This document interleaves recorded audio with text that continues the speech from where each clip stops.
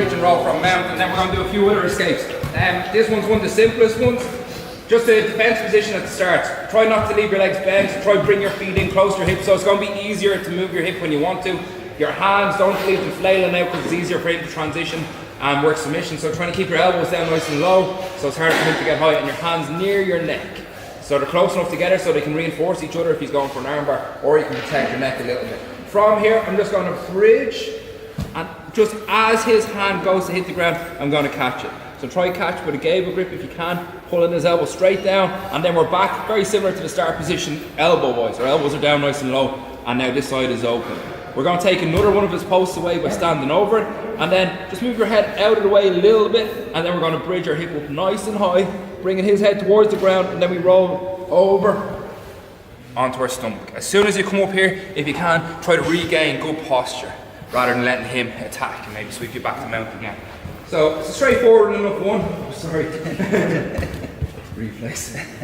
So bridge, catch just as it goes to the ground. If you wait too long and then you got to go, he can pull his hand back. So you want to hit it just as it's hitting the ground. It's hard for him to pull his arm back. Catch his ankle. Head out of the way. Bridge. Roll over.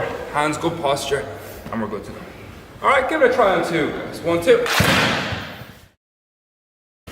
Okay guys, so that was a very common escape, pretty good one. One that works in combination with it or on its own. Maybe we'll have to bring him down here and we catch his arm, he pulls his arm out and we're already slightly on our side. We can go for knee elbow escape, or I'll work in and out in its own, on its own cover. So if we're here, we need to get our legs over to the side a little bit so we can start fishing for his leg.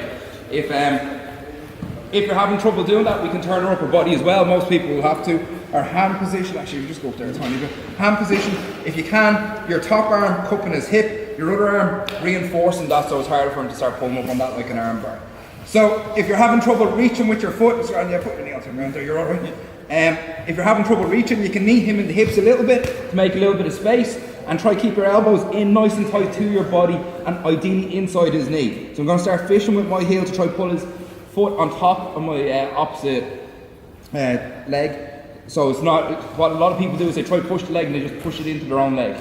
Open up a pad for it, now it's free to go further. Push his hip a little bit, push his knee with your elbow and try pull your leg out from underneath. Get past his knee, that's a big part of it, and start turning it to face him if you can. We'll just go that far for the minute and then we'll do a few what ifs after there. So good hand position, onto our side, starting to reach with the leg. Elbows nice and tight. If you're having trouble getting your leg up far enough because his hip is too low, knee his hip up higher and catch the ankle. Drag it in, push him with the hands a little bit on the hip, pushing the knee a little bit, and if you need to, move your leg around his knee, and then we're back into a half guard situation. All right, give it a try on two. 1, 2. So we're starting to catch the foot here if you can. Push it down, press away, and start turning in. If we get this far, that's pretty good. Much better than being stuck in mount, obviously.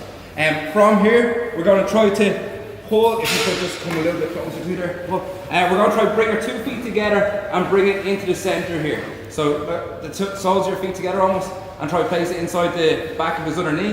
Have our elbow here to open up a little bit of space for our knee to come out. Once our knee comes out, we start hip escaping, almost like we're going to face the opposite direction and pull the elbow with us to open up this space, to flick out the leg and start closing the guard. Okay, so even just from the half guard position, so after getting out this far, trying to bring our 2 feet together and get over his other calf. Then my bottom leg is clear to start coming up through the middle, but quite often his knee will be a bit too close. If it is, you can test his balance a little bit to make him base out to the side, or you can start using your elbow as well and get our knee out. Once you get the knee out, some people will be flexible enough to pull out their leg here, but usually if he's trying to push it back in, he's going to use this arm as well. So keep this up and hip out to the side. Flick the ankle, close the guard, keep him back. Alright, give it a try on two. 1, 2. Okay guys, so quite often the person here on top will be passing through this sort of position, or maybe we're on the way to escaping and we have this. Getting the knee is very important. If you leave the knee there, you're pretty much stuck and all you have is the foot, and once that comes free, you're mounted. So, and also what happens is the person turns up onto the side. I've been stuck in this a lot myself before, up onto the other side there, to start pushing in on the knee. Sometimes, I'm not good at it, but sometimes people manage to do an arm bar on this arm. even though their foot's caught, which isn't ideal. Or something that we'll look at again is taking the back from here, coming around behind him, pulling the collar and finishing there. So if we get stuck there and we can't get the knee back, here's something we can do. If you go up top. So maybe we've done the mount escape. We'll do it from the mount escape. We're after getting this far and the knee is just that bit too high. He's heavy on his hips when he's sitting upright. So we're gonna try pulling forward a little bit. I'm gonna start pulling this leg around to the side. As my top hand here, I'm gonna punch it underneath and around this hip. You can go onto this hip if you want. I'll just walk back a bit so you guys can see better. You can go onto this hip if you want, or this hip. So now it makes it hard for him obviously to attack this arm, and because your neck is so low, it's hard for him to get his shoulder in and around your neck. So staying nice and low in a deep half guard position. This one is obviously out, so sometimes you get moored on this one. If you can hide the hand underneath his knee also. Sometimes you can start feeding the belt to your hand or the lapel to your hand, but at least just try to keep it behind his knee. And that's the position, deep half guard. From there, we'll look at that at another stage. It's a class in and of itself, but normally you're just trying to get his hip onto the ground and then up on top of him. But from this point here, so even from the mount say, we're after turning over and I'm starting to catch the foot. I was going for the technical mount escape straight away. So we get this far, but his knee is heavy. I'm having trouble getting it the rest of the way. We're going to keep him forward a little bit. Hand starts going through the gap and start walking his legs out and around to the side. Keep on top of this hip or this hip, whichever you prefer most. You can go flat on your back and this hand hide it, because it's one of the most common ways people try to escape is come on that one. So keep the hand underneath. If you want, you can start feeding a lapel out and over to it, and that really reinforces it. Even if he has a Kimura grip on it now, it's hard for him to use it when you have that grip.